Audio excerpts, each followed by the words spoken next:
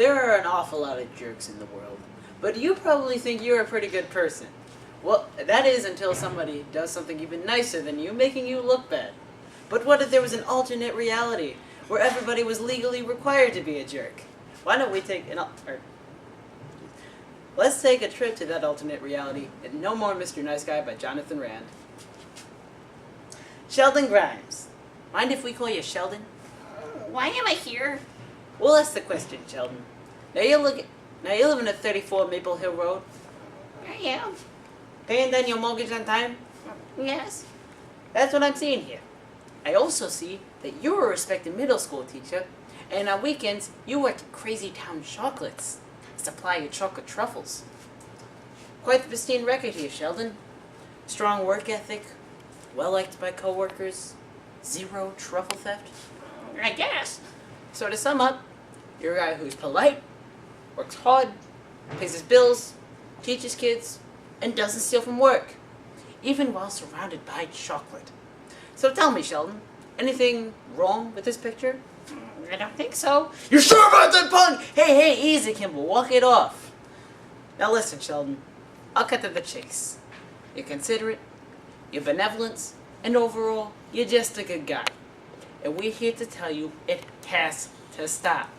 I don't follow. Section 8, subsection 12!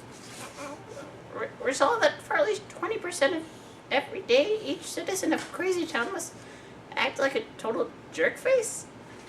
That means that you are required, by law, to be inconsiderate, self-centered, and generally obnoxious 20% of the time. The national average is 59. You, my friend, are at 0.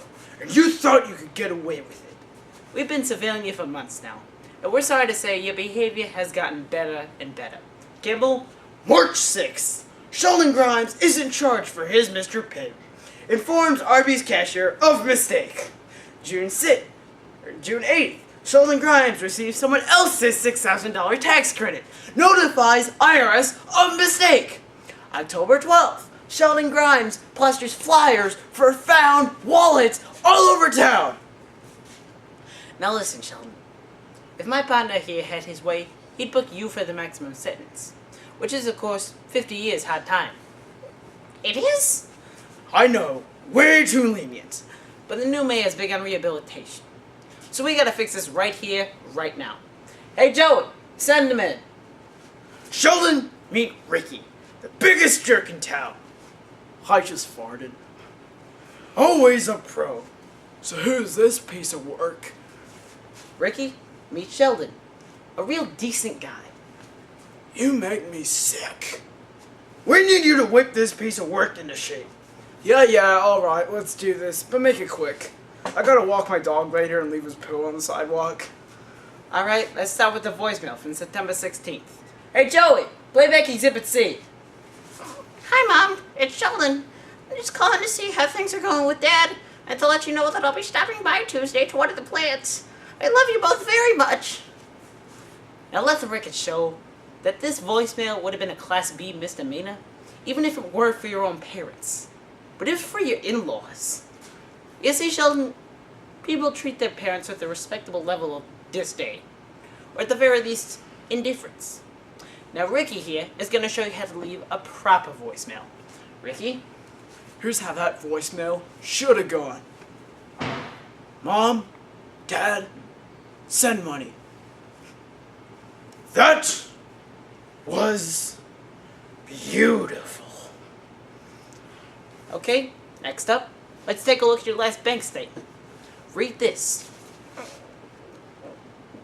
A $50 donation to the Red Cross. And why would you do that? The hurricane. Duh! This guy! What?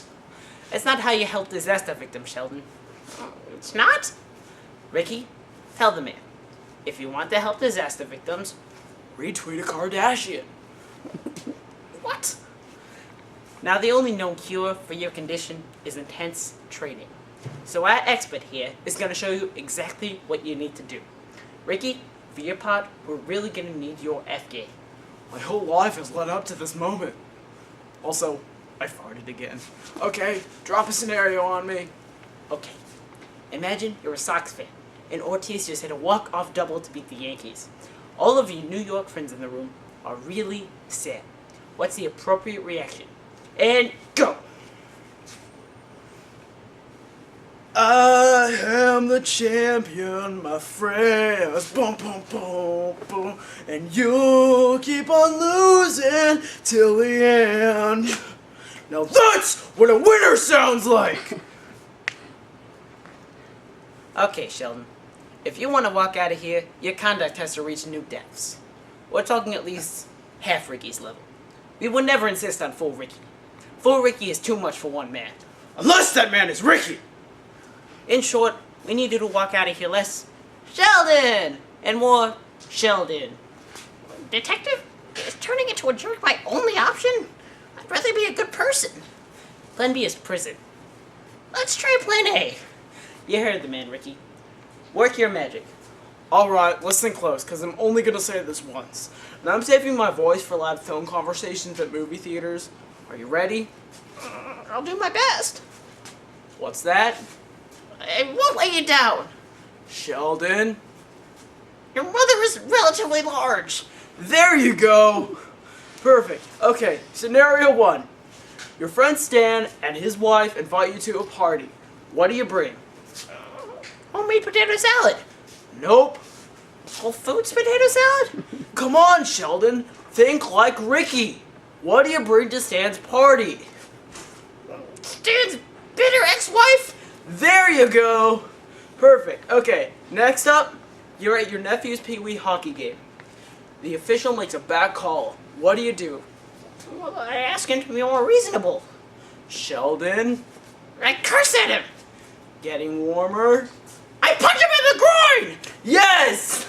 Okay, last one. You get the once-in-a-lifetime opportunity to meet Barack Obama. What do you tell him? You're the first Kenyan I've ever met! Yes! Perfect! Okay, fellas, my work here is done. And I gotta run. My stretch timer is parked across 4 handicap spots. You really are despicable. Thank you. Okay, now for the moment of truth. Sheldon Grimes, are you ready to walk out of here and rejoin society? Except this time, a little more like every other jerk? Detective, I got 3 words for you. I just farted.